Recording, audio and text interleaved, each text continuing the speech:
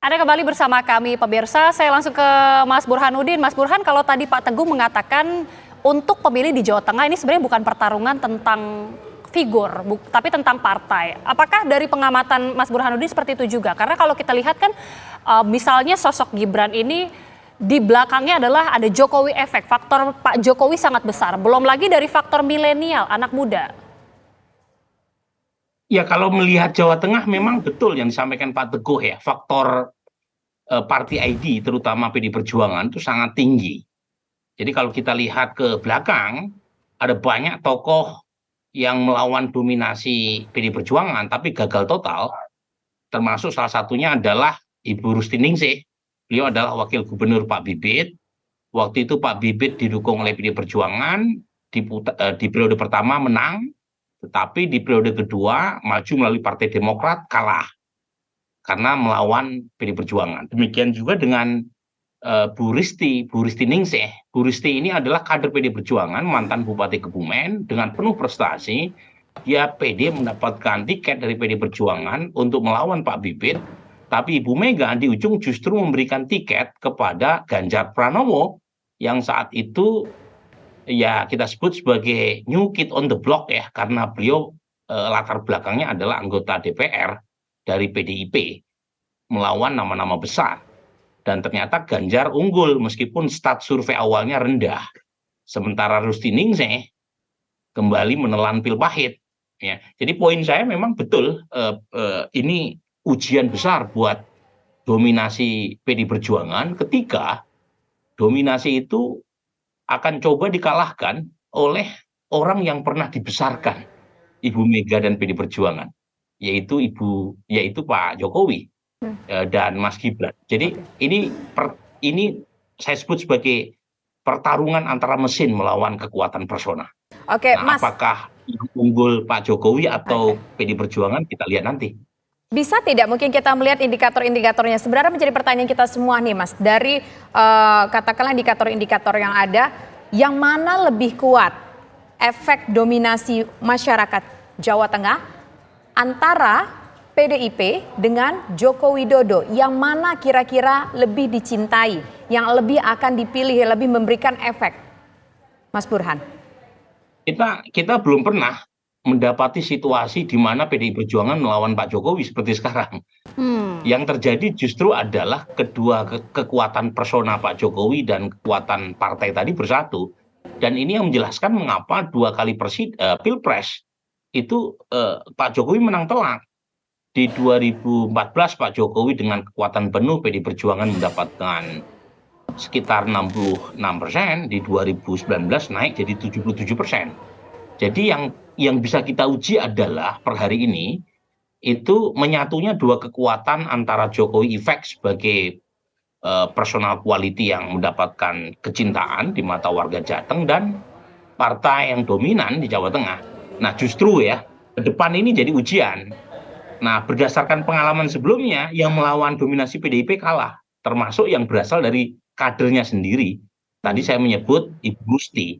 Tetapi ini belum pernah terjadi presiden di mana Pak Jokowi yang populer melawan kekuatan partainya. Nah makanya kita perlu uji ke depan. Saya sendiri tidak bisa menebak-nebak karena angkanya belum ada di tangan saya, Tisa. Jadi saya tidak ingin pretensi sebagai tukang nujum. Kalau gitu saya ke Pak Teguh sekarang. Pak Teguh, ini sebenarnya seberapa besar sih suara dari pendukung Joko Widodo di Jawa Tengah sendiri?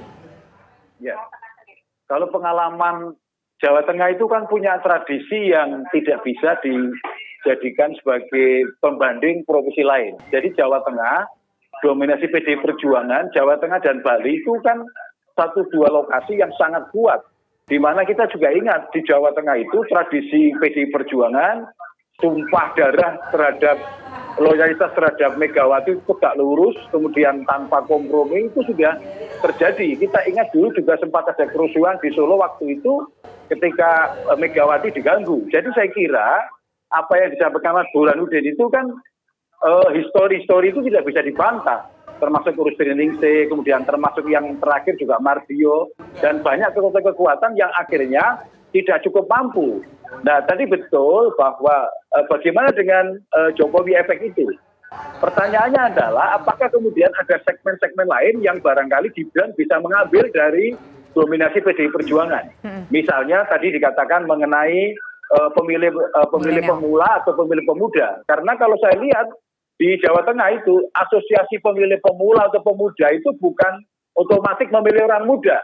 Bukan otomatis memilih Gibran yang orang muda, karena Ganjar saya kira dari awal juga sangat dekat dengan kalangan pemuda.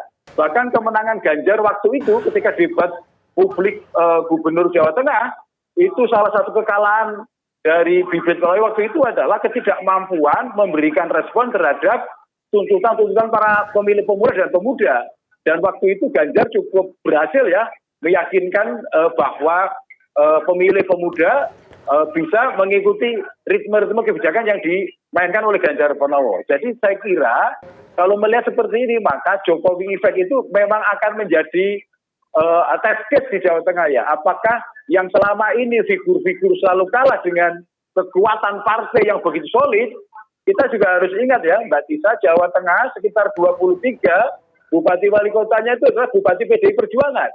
Jadi itu efek ke bawahnya itu luar biasa. Apalagi sekarang ini dengan misalnya ada Gibran di situ, saya kira PDI Perjuangan di Jawa Tengah akan semakin merapatkan barisan. Artinya ini seperti perang melawan keluarga sendiri, artinya tidak ada pilihan.